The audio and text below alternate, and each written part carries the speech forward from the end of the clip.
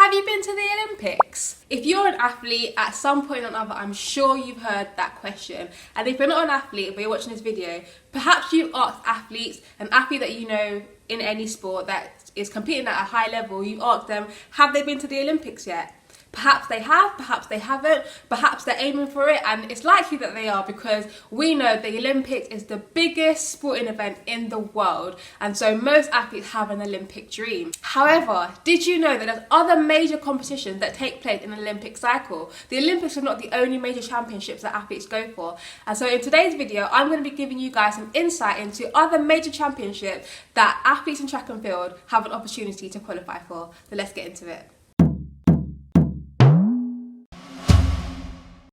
Hi guys, and welcome back to Fit with T. I hope you guys are good. Today we're talking about what other major championships do track and field athletes have an opportunity to qualify for in an Olympic cycle. Without a doubt, the Olympics is the biggest and most prestigious sporting event in the world. It takes place once every 4 years, and the Summer and Winter Olympics go on a 2-year rotation. 2020 should have been the previous Olympics, however due to the pandemic it took place in 2021, and then what will happen is the Winter Olympics will take place in 2022, and then we'll have the Summer Olympics again in 2024. So whether you are a sports fanatic or not, you probably watch at least something at the Olympic Games, right? However, what do athletes do between those 4 years? When we talk about the Olympic cycle, we're talking about the 4 years that lead up to the Olympics. So for the last Olympics, which was the 2020 Olympics, which ended up being 5 years leading up to 2021, obviously that was an unusual cycle because it was 5 years long. And again, this next cycle is again an unusual cycle due to the pandemic because it only is going to be 3 years from this Olympics. So it's a bit different this time. However, usually the Olympic cycle is a 4-year cycle, so that counts as the years leading up to the next Olympics. So the next Olympics takes place in 2024, and so these 3 years, 2022, 2023, and then 2024 itself, are the cycle that athletes have an opportunity to qualify and develop and continue to progress as an athlete and achieve medals for their country and for themselves in other major championships. For track and field athletes, in that Olympic cycle, they usually have an opportunity to qualify for 2 World Championships. The World Championships usually take place the year before the Olympics and the year after an Olympics. Again, that is another global championship. However, this one is only for athletics. Most sports do have World Championships for their sport. Where the Olympics is an event that encompasses all the sports happening simultaneously, when it comes to World Championship, you usually find that it's just that sport. So for athletics, the World Athletics Championship rotate on a 2-year cycle, so you get 2 in an Olympic cycle. And then again, depending on where an athlete lives in the world, they have an opportunity to qualify, compete and medal at regional competitions, continental competition, community competition, and even team competitions that take place on a global community level, etc. like that. So let's have a little dive into this and let me give you some examples.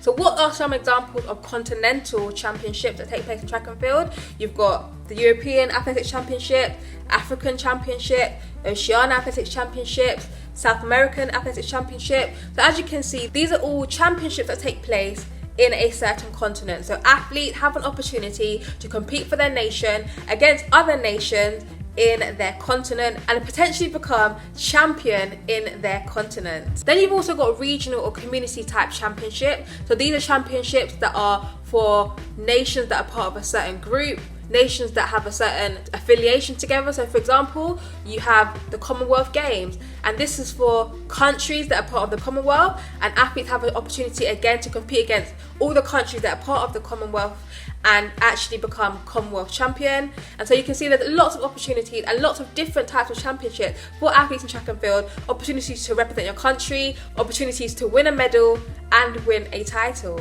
So of course the global championships are the highest level competitions that there are, the Olympic Games and the World Athletics Championships, because of course if you're a global champion, there isn't a higher level than that, is there? Being regional champion, continental champion, global champion are all prestigious titles, but they can be used as stepping stones toward the other. And so athletes will usually use the regional competitions, the community competitions, the continental competition as stepping stones towards the bigger title, but they're still just as valuable to any athlete, and those titles can never be taken away from you. Just as being national champion is still a prestigious title to have, because that can never be taken away from you. To be the #1 athlete in your country is still a title that every athlete desires to have at some point in their career.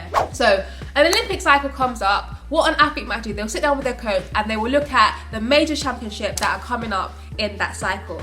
With their coach, they will decide where they are in their development process. It might depend on their age, what they've achieved so far, and what they believe they can achieve in each consecutive year leading up to the Olympic, and obviously the Olympic year itself. They'll first of all find out all the championships that will take place in each year, and which championships do they really want to focus on and aim for. With this knowledge in mind, they can begin to work backwards and create a plan.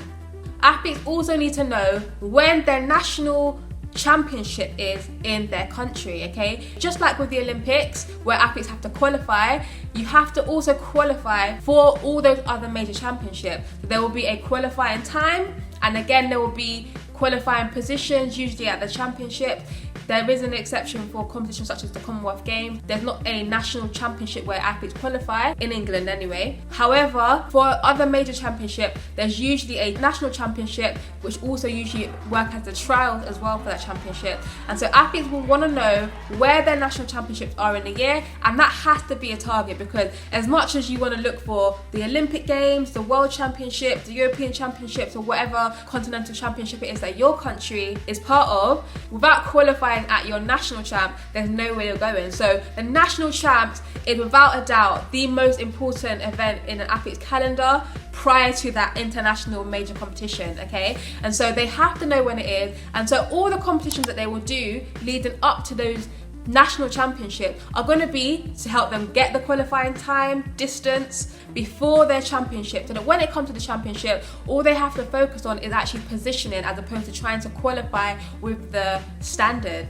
When it comes to competitions leading up to that as well, the athletes will be using it to get confident, to get race fit or competition fit, and they may be using those competitions also as an opportunity to run on what we call the circuit and make a bit of money as well as they're doing that. So in any given year, where there's a major championships, athletes will use competitions leading up to their national championships to get the qualification standard, to continue to progress their performance, to hone in on their skills, so that when it comes to the national championship and potentially their international championship, they'll actually have sharpened their skill, developed their skill, just as they have practiced under pressure in competition. For athletes who are not professional as yet, maybe they don't have a sponsor, maybe they're not able to get into the circuit race at present, they will use competitions on home soil. So that will be county championships, that will be area championships, that will be the national championship in their country, that will be leagues in their country. They will use competition in their own nation to actually try and qualify in the same manner. So guys, I hope you enjoyed this video.